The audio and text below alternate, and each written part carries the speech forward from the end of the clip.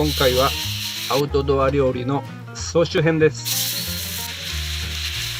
焚き火料理と飯盒料理5つセレクトしてます。セレクトしてないやつもここでは流れてます。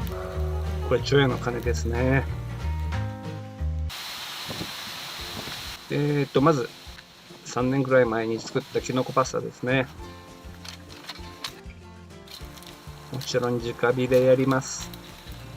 ちょっとですね、親知らずを抜いたんで今ガーゼを口に含んで喋ってるんですけど、とても喋りにくいです。ガーゼが邪魔です。美味しそうですね。美味しいんですけど、この飯盒はじいさんが戦地で使ってた本物のロゴ飯盒、昭和17年製です。全然使えます。ここで紹介している料理はすでにもう動画投稿してるんで、詳しい内容とかはそちらの個別動画をご覧ください。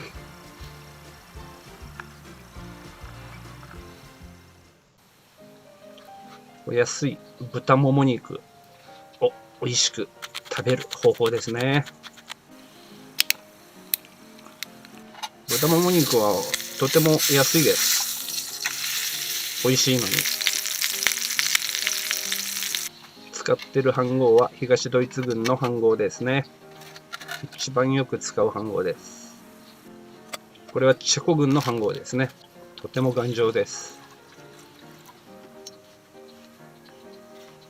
もうおつまみとしてこれだけでももう十分美味しいチャーシューです。うまかっちゃんです。地元ではどこでも売ってある一応豚骨なのかな、スープはたっぷり入れて、ネギは大好きなんでたくさん入れます。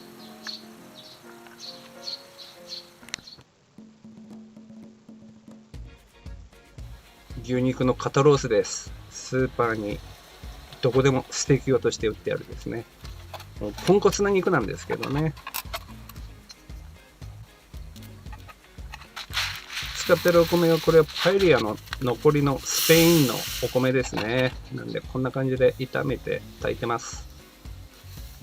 炭火でじっくりと分厚いんでですね、お肉は焼いてます。で飯盒に入れてこう休ませて、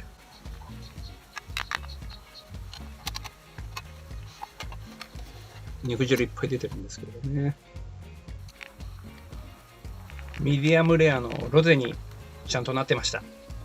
ステーキというよりローストビーフですね。醤油バターのソースでいただきます。カラスもそりゃ泣くって話です。雨の日のキャンプ料理というかアウトドア料理ですね。ポーランド軍テントを張って雨のテストも兼ねている時のやつなんですけど、サーモンはとても調理しやすい食材です。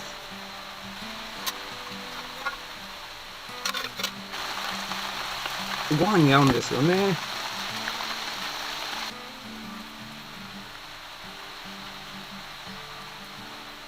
これお醤油かけてもいいですね。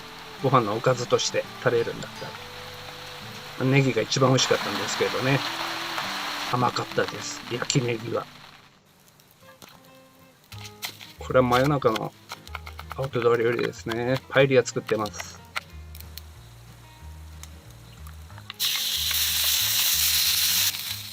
本来のパエリアっていうのはエビとかイカ入れないんですよね。鶏肉だけ。